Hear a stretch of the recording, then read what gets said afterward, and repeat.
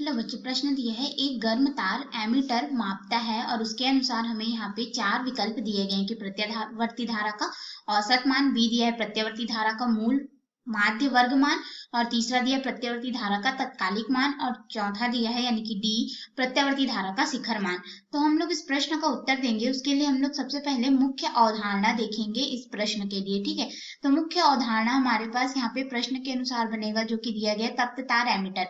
तो तप्त तार एमीटर जो है हमारा विद्युत धारा के उसमें प्रभाव पर कार्य करता है। तो हमारे पास यहाँ पे इसके लिए जो मुख्य अवधारणा होगी वह विद्युत धारा का ऊष्मीय प्रभाव हो जाएगा। विद्युत धारा का ऊष्मीय प्रभाव हम लोग यहाँ पे देखेंगे, तो ऊष्मीय प्रभाव के आधार पे हम लोग इस प्रश्न का उत्तर देंगे। तो अब ये ऊष्मीय प्रभाव क्या होगा, तो इसके लिए सबसे पहले हम लोग तप्त तार एमीटर को समझ लेते हैं। जैसे कि हमने यहाँ पे तप्त तार एमीटर का चित्र लिया, तो देखिए ये हमारे पास स्केल या फिर मुख्य पैमाना हो जाता है, इसे हम लोग तप्त तार एमीटर का स्केल कहते हैं। ठीक है, और ये हमारे पास तार होता है और इसमें विद्युत धारा आई इस तरह से प्रवाहित होता है, और ये हमारे पास तार होता है। ठीक है, इसे हम लोग तप्त तार कहते हैं। ये हमारे पास क्या हो जाएगा, तप्त तार, यानी कि ये ऊष्मा लेकर के प्रसारित होगा या फिर श्रिंक होगा। तो कैसे होगा हम लोग इसको देखते हैं। तो देखिए हमें प्रत्यावर्ती धारा बोला गया, तो प्रत्यावर्ती धारा क्या होता है कि यह इस तरह से चलता है। ठीक है, हमारे पास क्या हो जाता है, एक पॉजिटिव हाफ मिलता है, एक नेगेटिव हाफ मिलता है। इस तरह से हमारे पास प्रत्यावर्ती धारा जो है वो गमन करता है एक पूरे चक्र के रूप में। ठीक है,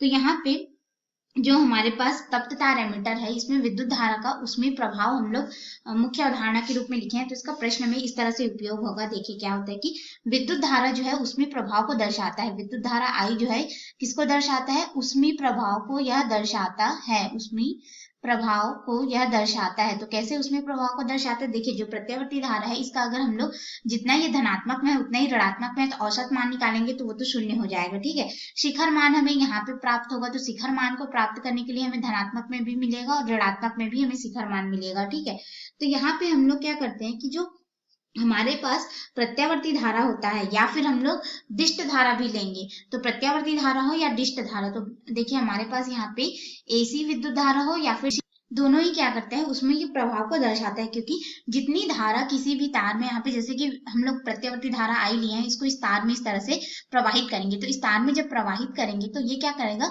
इस तार को गर्म करेगा। इस तार को गर्म करेगा जिसकी वजह से ये जो तप्त तार है वो क्या हो जाएगा, प्रसारित हो जाएगा, फैल जाएगा। तो ये तप्त तार जो है तो उससे लगा हुआ ये जो निडल है, ठीक है, ये निडल क्या करेगा, यहाँ पे ये जो संसूचक है ये विक्षेपित होगा इस स्केल पे, और हम लोग स्केल पे जैसे ही विक्षेपित होगा और एक जगह पे आके रुकेगा तो उसका हम लोग पाठ्यांक ले लेंगे। तो इस तरह से तप्त तार एमीटर जो है कार्य करता है और किस पे, विद्युत धारा के उसमें प्रभाव पे। यानी कि हम कह सकते हैं कि जो हमारा विद्युत धारा है वह ऊष्मीय प्रभाव को दर्शाता है, और उसके अनुसार तार की जो लंबाई होती है, देखिए तार की लंबाई को अगर हम लोग L मान ले तो तार की लंबाई जो है धारा I के वर्ग के समानुपाती होता है। ठीक है, और जो ऊष्मा होता है हमारे पास, ठीक है, ये लंबाई L के समानुपाती होता है। ऊष्मा H के रूप में हम लोग इसको दर्शा देते हैं, हीट, तो ये लंबाई के समानुपाती है, तो यहाँ पे रखेंगे तो धारा के वर्ग के समानुपाती हो जाएगा।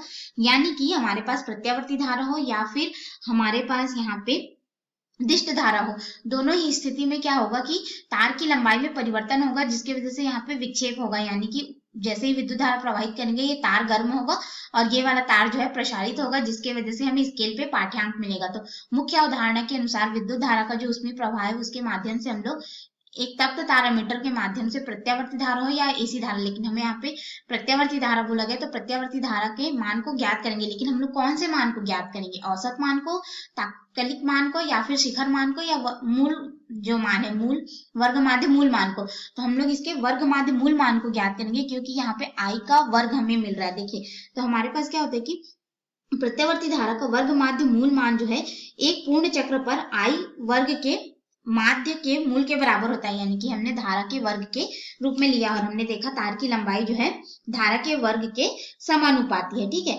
यानी कि प्रत्यावर्ती धारा का ऊष्मीय प्रभाव उत्पन्न करती है, जिसके कारण प्रत्यावर्ती धारा को सदैव ऊष्मीय प्रभाव के आधार पर ही हम लोग मापते हैं। और किसी भी चालक में जो विद्युत धारा प्रवाहित होती है उसमें से उत्पन्न ऊष्मा के वर्ग के अनुक्रमानुपाती हमने देखा, तो जो वर्ग माध्य मूल मान होगा, ठीक है, उसी का ही हम लोग यहाँ पे मापन कर सकते हैं प्रत्यावर्ती धारा में। तो इसके अनुसार हमारा बी विकल्प जो है बिल्कुल सही होगा कि प्रत्यावर्ती धारा का मूल माध्य वर्ग मान या फिर वर्ग माध्य मूल मान IRMS के रूप में जिसे हम लोग दर्शाते हैं, IRMS के रूप में जिसे दर्शाते हैं, इसी का ही मापन हम लोग तप्त तार एमीटर के माध्यम से कर सकते हैं।